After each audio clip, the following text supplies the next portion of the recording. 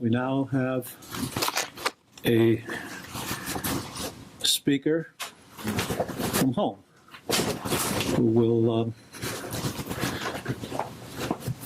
speak on Justice Scalia and as an Italian American. Our speaker is Vito De Simone, who has a Ph.D. from Rutgers University and has worked as an official interpreter for the Supreme Court of New York. He's also worked for the United States Eastern and Southern Districts of New York during the 70s and 80s. And is a director of the Center for Italian American Studies at Brooklyn College, where he became the curator of the Scalia Library. Dr. De Simone has received several recognitions from community organizations, and he is received from the Italian government, from the President of Italy, the title of Cavaliere al Merito della Repubblica. Presently, Vito De Simone directs and hosts two television programs that can be seen regularly on Public Access Television Corporation and on YouTube. Dr. De Simone.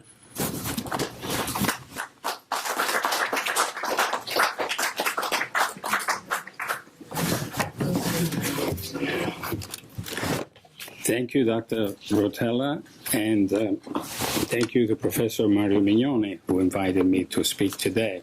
I also would like to recognize Professor Rotella, who was my professor at City College many years ago. That's the other one.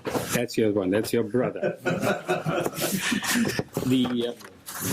The title of my presentation that I would read is U.S. Supreme Court Justice Antonin Scalia, the Turning Point. The 1980s were difficult years for the reputation of Italian Americans. It was during those years that the likes of John Gotti, the ill-reputed gangster, head of the alleged Gambino family, constantly was in the news, disgracefully reinforcing the negative perception of Italian Americans in the minds of the American people. In addition, in those years, you could read, for example, in the subway cars in New York City, that the New School for Social Research gave a course entitled The Mafia. Alas, it was under the heading of Italian literature, not sociology or whatever, but Italian literature. Then we have Pizza Connection and Mozzarella Connection, criminal cases that they were the very titles show clear derogatory mindset that the newspapers had in those days towards Italians. Those organized crime investigations proved that the American organization of Cosa Nostra was closely connected with the Sicilian mafia, and they both were actively involved in the manufacture, transport, and distribution of heroin in the United States. It is good to remind us that the 70s and the 80s, Sicily was the European hotbed that produced pure heroin from the Afghan poppies. Then there were the Pizza Connection related killings in the streets of New York. Moreover, if these were not enough, there were related mafia maxi trials taking place in Italy itself, whose news reverberated into the American news and TV nightly. They were, for example, the reports on the killing of bank liquidator Giorgio Ambrosoli, who was shot to death right in front of his house in Milan, who just the day that he was supposed to sign some incriminating testimony. Mr. Ambrosoli was assisting the American investigators against Michele Sindona, the mafia-associated Sicilian financier who was none other that the mastermind of the bankruptcy of the Franklin Savings Bank here on Long Island. Just with Sindona alone, we had further clamorous investigations and trials in New York City. Who can forget the horrendous mafia killings of the investigative judges Giovanni Falcone and Paolo Borsellino, who likewise had been main collaborators with the American Justice Department in bringing about the conviction of the mobsters in the pizza connection. In those days, the names of Italy and Sicily were synonymous with mafia, drugs, and cold-blooded killings. Those were difficult and painful times that you could not but feel depressed and mortified about. I must add here that perhaps I was oversensitive to these events. During the 70s, even before the advent of the pizza connection cases, I worked as an Italian interpreter with the U.S. courts and the U.S. District Attorney's offices for the Southern and Eastern District of New York in Manhattan and Brooklyn. As the pizza connection investigation advanced, I assumed ever more responsibilities. That is, aside from interpreting in court, I assisted, for example, the New York City police and FBI agents in listening to wiretap phone conversations that they were taking place between undercover detectives and drug dealers. I also translated hundreds and hundreds of wiretap conversations received from Italy. I translated bank reports, even translated letters, rogatories, and extradition documents. At one point, I was even deputized by the U.S. Marshal so that I could travel to Italy with the assistance of U.S. attorneys who were in charge of direct investigations in their country. Obviously, I was at no time part of any decision-making. Nevertheless, I became pervious to all exchanged documents and proceedings between those two countries. I had for a long time gained trust with the U.S. Attorney's Office. Nevertheless, even with the trust built in the span of 10 years, there came a time when things became personal and sensitive. Let me explain.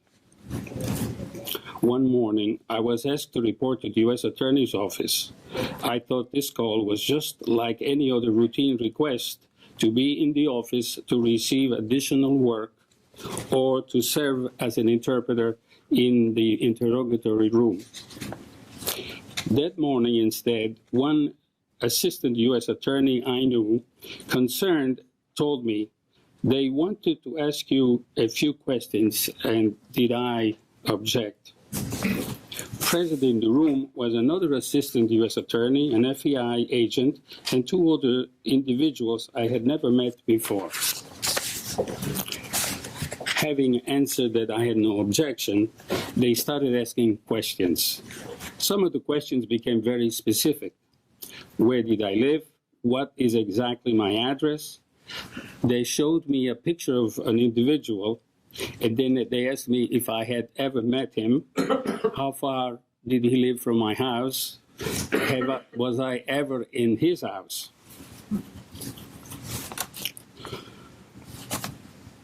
After the questioning, I left the office with the sensation that something had happened and that I would most probably be released from my responsibilities. To be short, I continued to translate documents and serve as an interpreter for the court throughout the pizza connection and thereafter until the day I retired.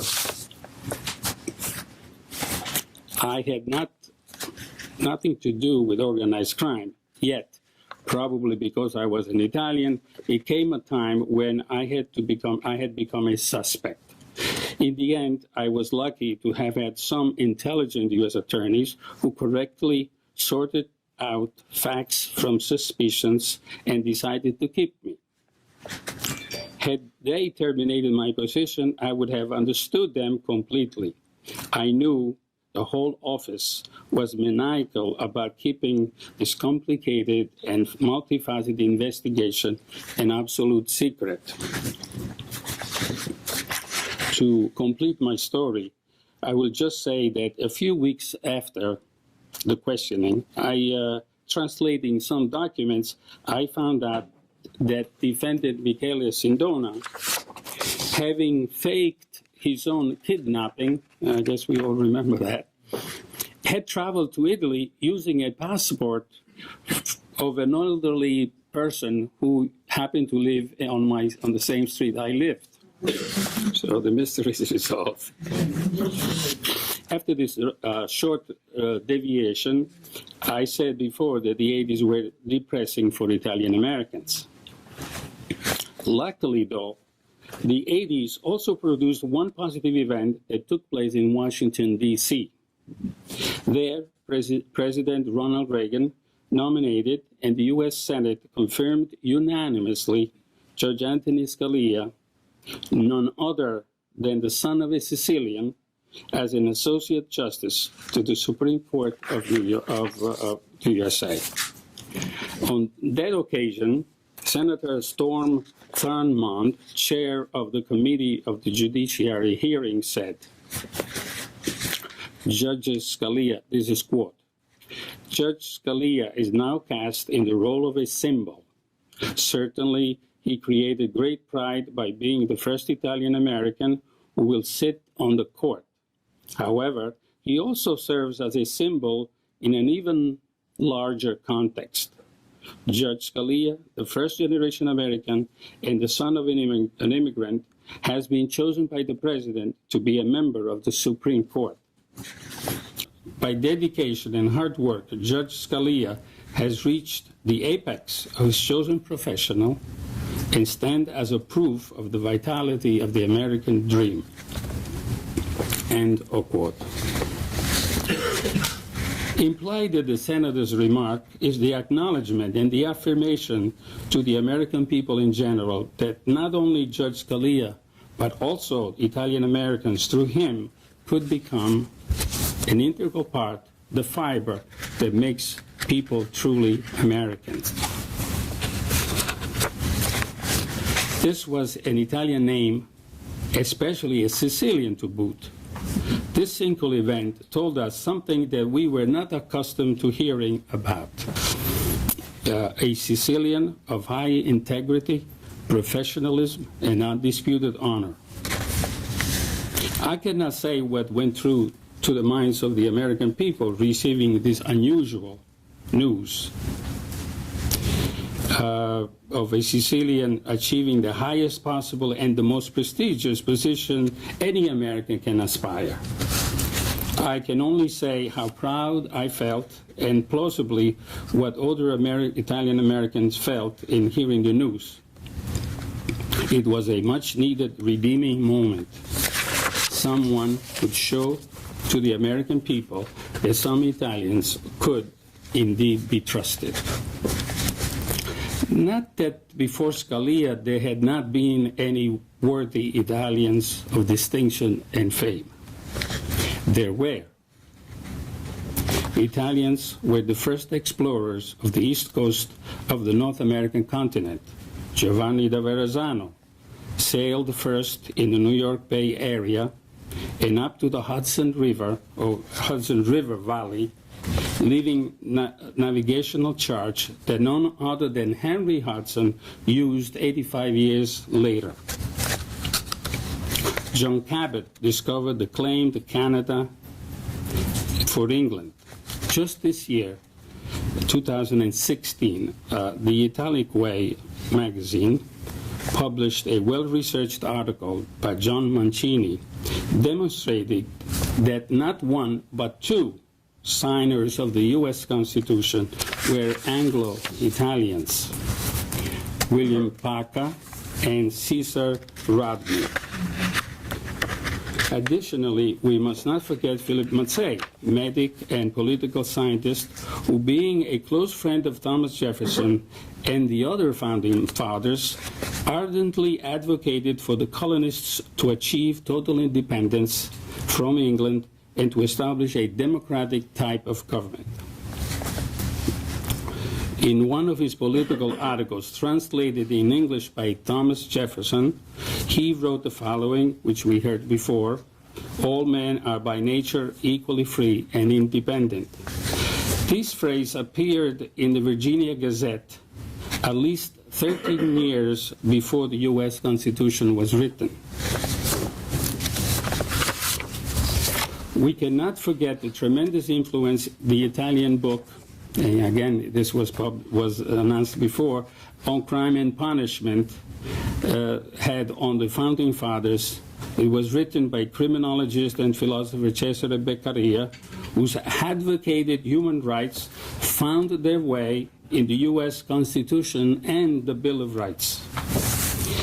It is well known that President John Adams, upon his death, left the Beccaria's book as a precious legacy to his own son, John Quincy, who later became the 6th president of the U.S.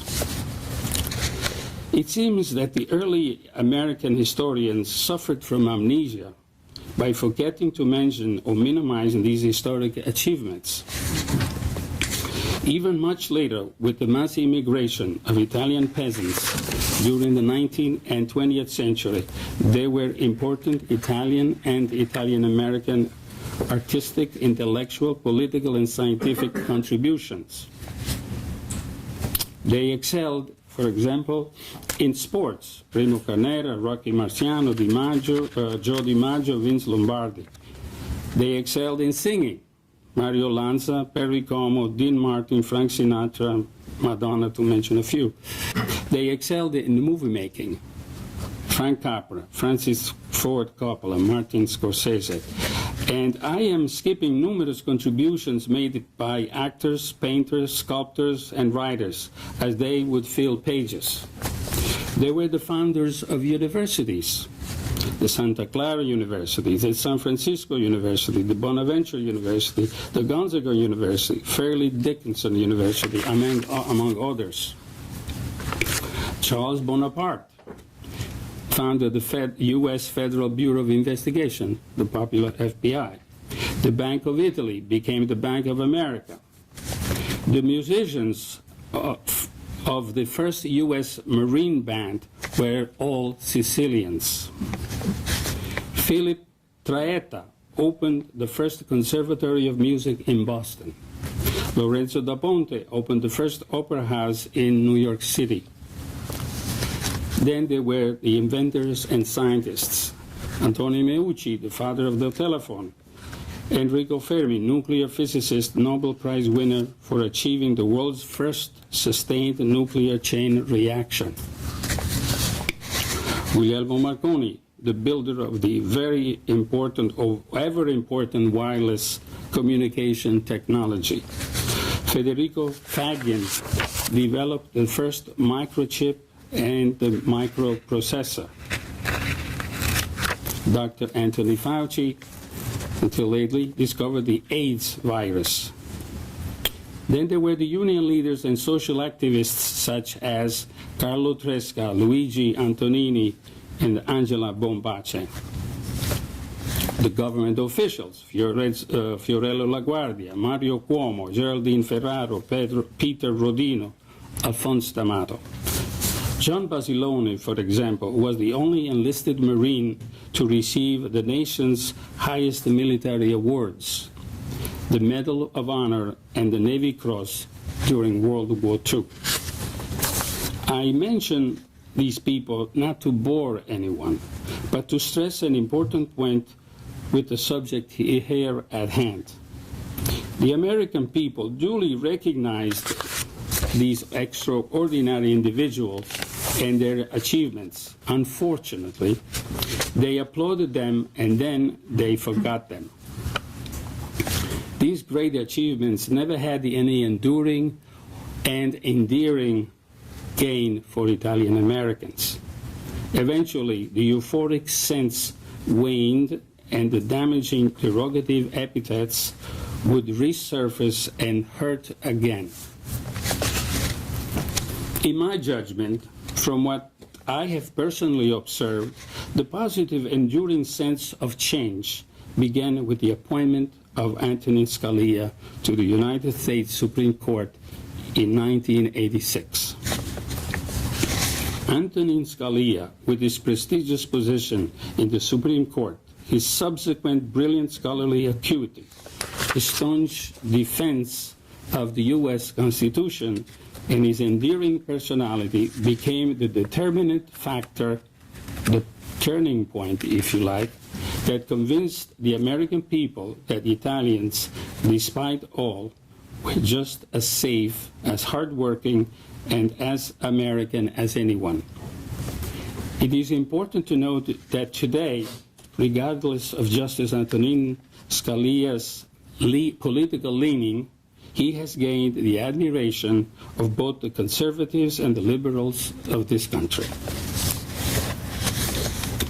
I'm convinced that the Italian-American history of this country will prove my observation right in saying that the reputation of Italian-Americans in this country began to change for the better, and that it has been ameliorating progressively without any drawbacks ever since Scalia's appointment to the Supreme Court.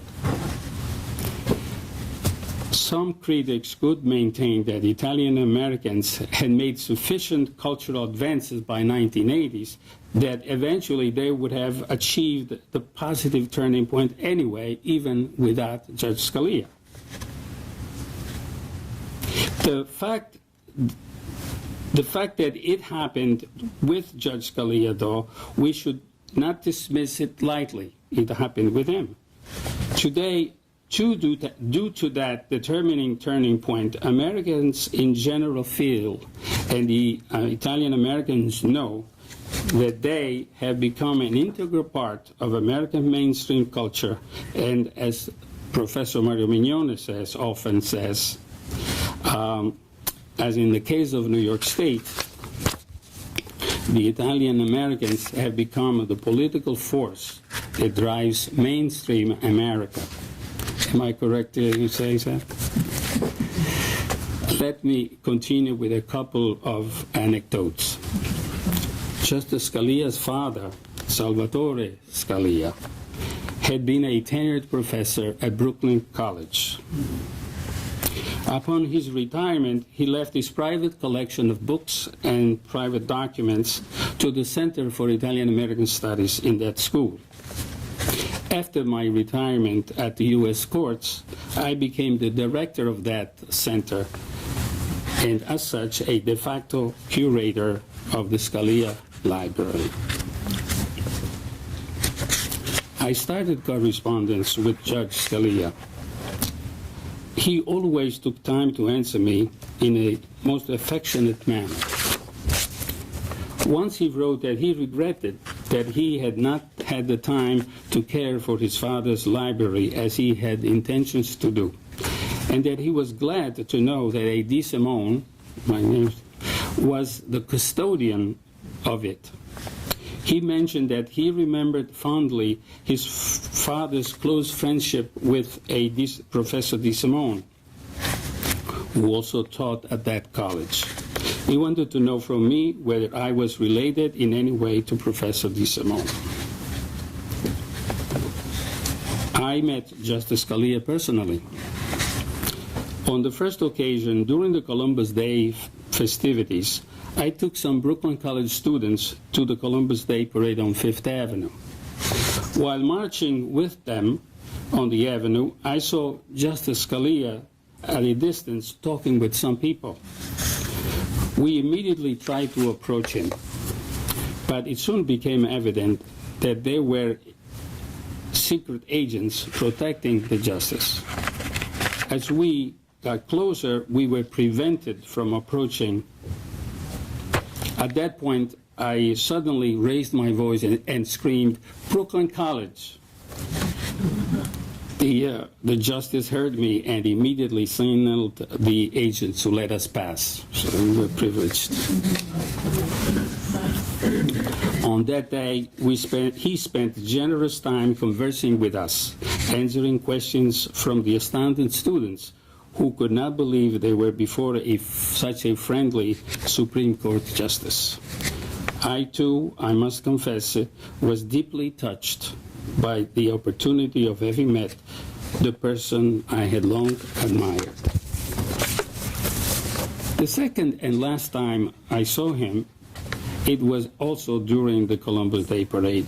He had suddenly appeared from nowhere and had placed himself all alone right in the middle of the quadrangle of 47th Street and 5th Avenue. I immediately proceeded toward him. However, I never had the chance. Just as flies are attracted to honey, so did the multiple of people fly to him in a matter of seconds. The ring of people who were encircling him became so thick that I was not able to talk to him that day. In conclusion, it is evident to me that as Justice Antonin Scalia gained affirmation and status in the U.S. Supreme Court, so did the American people gain confidence and began to believe with high degree of confidence that Italian Americans were on the desirable path and that they were both marching side by side in common destiny in a way that it had never happened before. Good.